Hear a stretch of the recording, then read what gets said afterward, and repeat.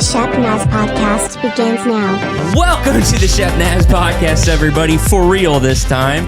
I just gave myself away that we might be trying this a second time. But hey, it doesn't matter because we are so glad that you joined us. Whether this is the first, second, third, or millionth time, we're glad that you are here. And I'm here with my good friend, Pastor Rob Paugh. And we're going to be having a fun conversation today about some stuff going on down in Hocking County and Logan at the Hocking Hills Retreat Center that you have had a heavy hand in over the past few years now. That is kind of all culminated into what we're seeing literally happening this week. It's happening right now. So we've been seeing a lot of happenings down there where you have officially, you guys have been, without giving it all away, and I want to hear you tell the story because it's been your hands and eyes, but between watching trees fall, milling your own wood, to now seeing actual cabins being built, to now this week we're actually hosting camps. It's happening right now. It's very exciting. And so it's really what we've been working for a long time. Right. And I know we've hosted camps down there before. They're sleeping on the floor of the marshmallow and the bumblebee, which is we won't talk about that. But so today, right now camp is going on. There's kids down there, and it's awesome. It's interesting. On Sunday night was the first night of camp. Started on Sunday afternoon. Sunday night, I was sitting in the field. It was dark, and all the lights in the cabins were on. And you could hear kids laughing and screaming and having a good time. And it was just like therapy to sit there and to see that and to hear it. Because for a couple of years, going down there, there's been no kids. It's just been work, trying to get it all done. So there's been a ton of people that have come down and helped us work. And, some people have been there a lot. Some people have been there just a few times. But most of that has all been built on the back of volunteers. Right. There are a few things we need to hire out, to make sure it was done correctly and to meet code and that kind of stuff. But for the most part, it's been a lot of volunteers. And I'm 59, and I'm one of the younger guys that have been down there. A lot of these guys are in their 70s and 80s, retired and have some time to do it. Right. And it's just cool because they're like, we're doing this for the kids. And I sent a lot of those guys a text. I took a picture and sent them a text and said, just want you to know there's about 100 kids in these cabins right now having a great time, and it's all because of you. So thank you. And it was just like, that's why we do it. So it was really cool. So that's gotta be amazing, because this is a dream that God really put on your heart a long time ago. And I know this is a dream that has been on a lot of people's hearts for however many decades that we've owned the property down there, of just seeing this be a place where, and this is the most important thing, to see a place where we're seeing the next generation of world changers for the kingdom begin that journey or to hone that call in their life. And so I can only imagine what it was like. And funny enough, I'm not trying to over spiritualize this, but I really think of we were even just doing a podcast of Abraham, right? And how he was given the promise of Isaac, and his promise ultimately was look up at the stars, all that's going to be your descendants. That's going to be the future, right?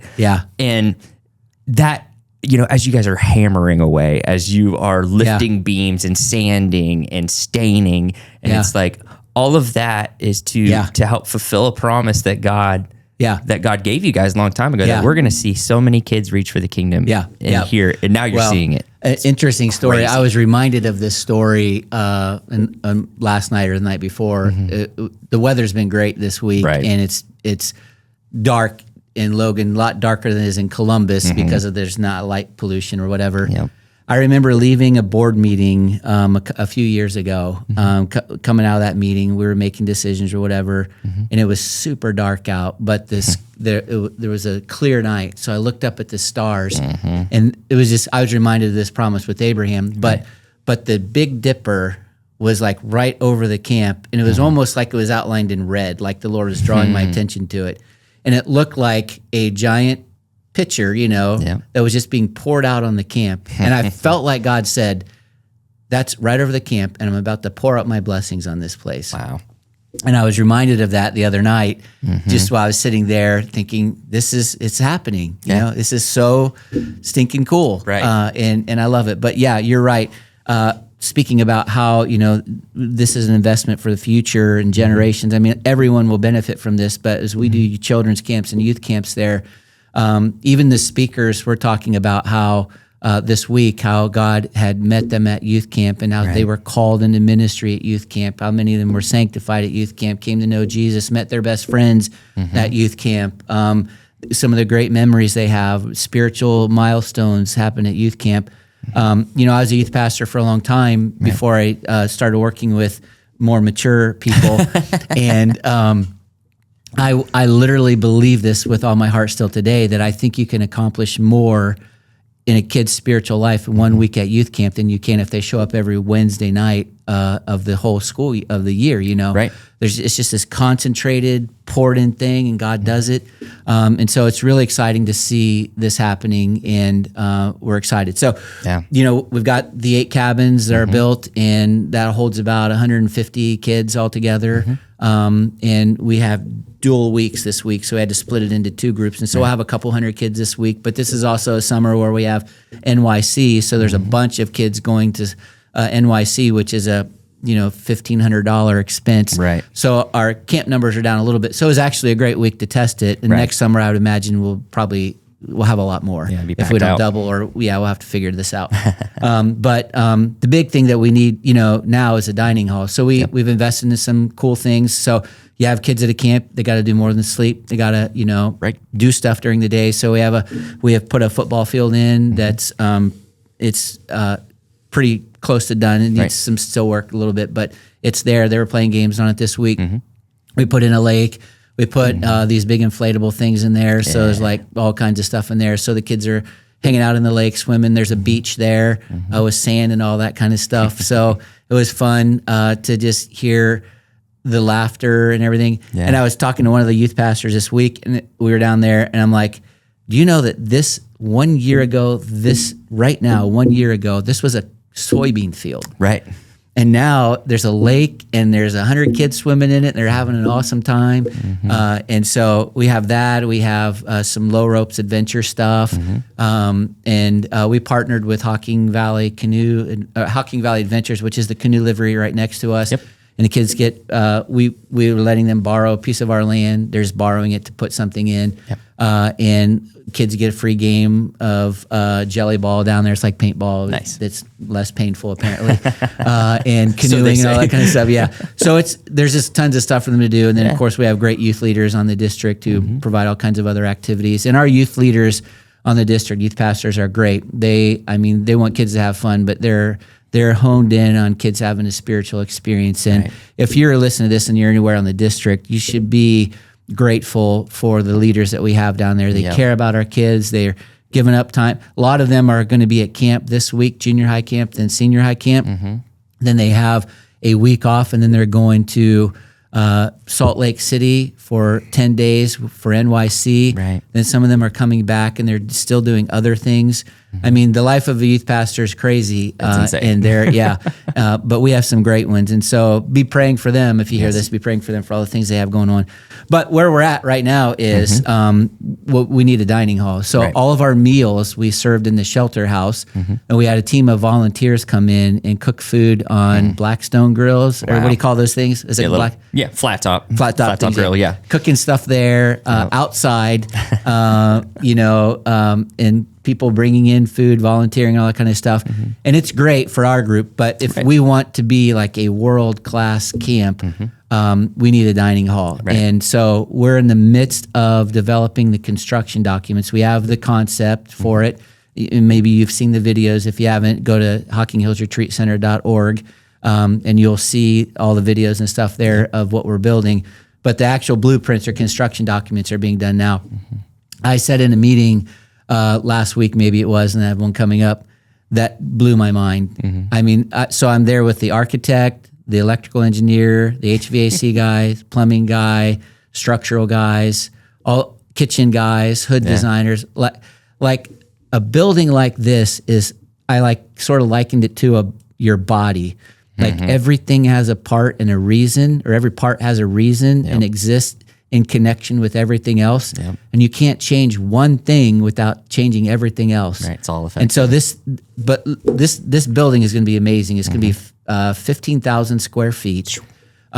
You'll walk into it on the second level, which will be the main level, which will be the dining area, and it'll seat 450 to 475 people at like a conference. And to serve food, we can seat 350 people at tables and serve them food at the exact same time. Man. It'll have a fully functioning commercial kitchen, and we'll have to have a chef to work there and run all that. We'll have to have a staff to do it. And it's going to be like really good quality stuff. And designing the kitchen, like we have a guy who just does the kitchen equipment. It's so wild. And it's so fascinating because like we got French fryers, right? Yeah. So he's like, okay, so, all these kitchen things have to be under a hood in case there's a fire, and it sucks out the air, the smoke and the grease and everything else.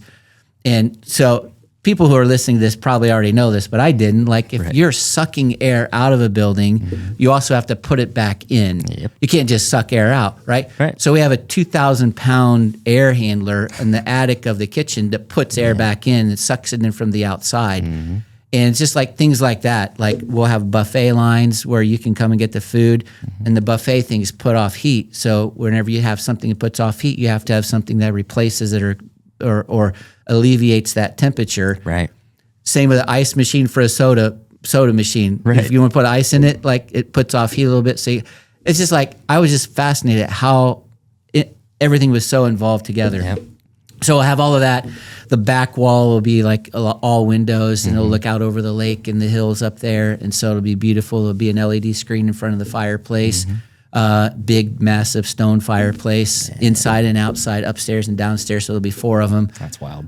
It'll be beautiful. And that's the upstairs. I think that the architect told me, he said, there's nothing like this really in Hocking County. Right. And that if we were to build something like this, which we are, which I'll reference Abraham. God is going to give us the money till we need it. Yes, sir. But it's close to we needing it. All right. But he said, this place is just going to be busy all the time. And I would anticipate that it'll be a 365 days a year, all year long, with groups, camps, that kind of stuff. I would envision doing summer camps, retreats, that kind of stuff. Another really valuable thing we can provide is outdoor education with a Christian-based perspective to public schools. Bringing them in, we can do band camps, sports camps, all that kind of stuff. We can literally be busy all the time. Right. Even while I was there this week, the emergency management people came in and said, hey, this place is on a hill. It's like a city on a hill, which was interesting. Hey. And they're like, if there were ever to be some kind of disaster that happened in Logan, this is the place we want to bring people. Could we partner with you? And so having this conversation with them, and they're willing to even invest in the property to do some stuff to it that might be helpful for us as well. So it's like God is just bringing all this stuff together, but we really need to get the dining hall done. Yep.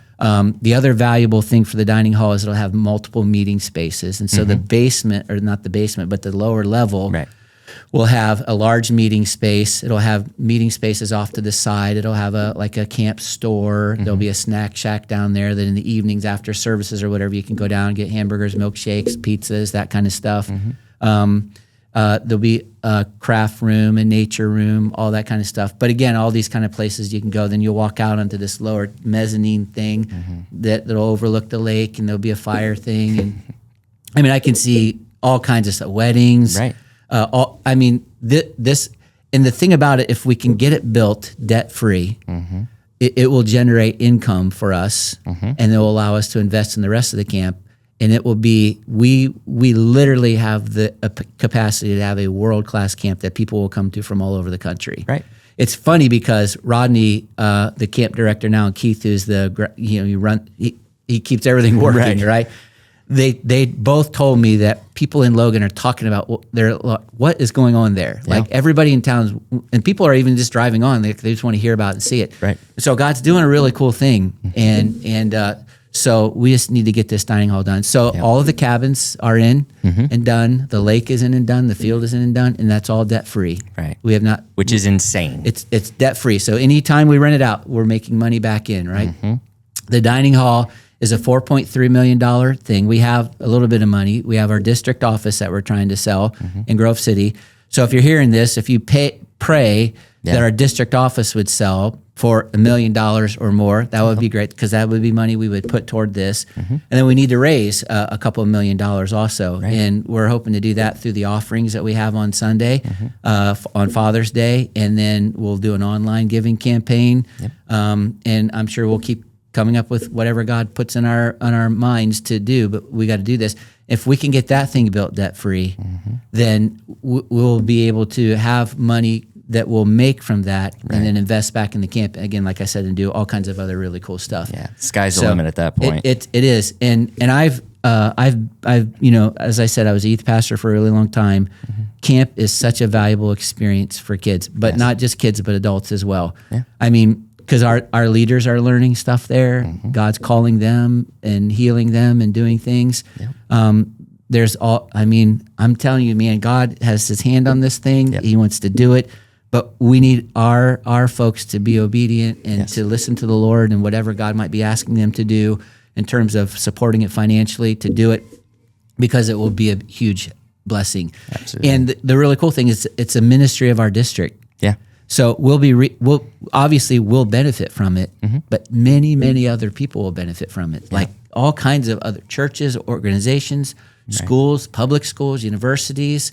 There's businesses that come on. There's all kinds of stuff. Yeah. And it's going to be this incredible tool that God's given. It already is, but it can be even more. So my prayer is that we'll have the money in hand to start construction this fall, so we can be potentially using it next summer. Right. That's a big ask. Right. But I feel like I said, the Lord wants this to happen. And we were talking about Abraham a little while ago, that God provides. He always does, but he never provides early. So we don't have the money in the bank, but we need it. But God can provide, right? So that's awesome. Kind of where we're at. So so we have a good website. The website is HockingHillsRetreatCenter.org. Yep. There's a lot of stuff on there. If you're a pastor, you could listen. You could check out. There's a HockingHillsRetreatCenter.org/media, and there's all kinds of social media posts for Facebook and Instagram. There's reels. There's a pledge sheet you could download, and we're hoping to take an offering on Sunday, the 21st. And our goal is just, for people to be obedient and pastors to get the vision out there. And if you're a pastor, I would love for you to be able to provide us with a list of people that give and how much they gave, because we have gifts that we want to give to them for every person that gives. We want to be able to respond with a gift. And the gifts are based on the level of giving. And so if you can help us with that, that would be great. Yeah. But all that information will be on HockingHillsRetreatCenter.org/media or Vision, one of those two. Yeah. You can find it all there. And honestly, like, my challenge through all of this is, like, you guys have done such a good job at making this, to be a part of this, as simple as possible. Yeah. Like, the amount of media that is literally on this website ready for your church to just throw out there. It's a simple, free way that your church can assist in the growth of this church. If you don't have $1 to your name, but you have a Facebook, you can throw out a post right there, and all you have to do is go to the website. Yeah. So that's my encouragement to you. Challenge your people to give. This Sunday is really what we're doing the big push for. Yep. This is our Giving Sunday, correct? That's what we're calling this, the Giving Sunday. Yep. So if you're, listening to this and you're not part of just Shepherd Church, hopefully you're hearing this message throughout the entirety of this conversation. This is not a South Central Ohio Church of the Nazarene size vision. Right. It's through our district and it's for our district, but the reality is this is a big C church vision. Yep. We want to see the world impacted by what's happening down in Hocking Hills. Yep. So, it's awesome. I'm excited about it, and it's a privilege to be a part of it. Yeah, man. And we will take as many people to join us as we can. Absolutely. Well, that's your opportunity right there, folks. If you need an opportunity to give, if you got a lot of money just laying around, we got a place that you can give it. The funny thing is, when I started this, I know the music's playing. It's all good. I've never asked people for money, and it's a hard thing to do. But I know that God has gifted some people with the ability to make money, to invest it in the kingdom. Right. And 100%. We've got a place for you to do that if this is where the Lord would direct it. Absolutely. Yeah. Well, you know where to go. You know what to do, folks. And share this episode with your friends. If you feel compelled, please do so. And if you have any questions, reach out. Have a great day. This podcast is a production of the Shepherd Church of the Nazarene, Gahanna, Ohio. Email to podcast@shepnaz.org and let us know what you think.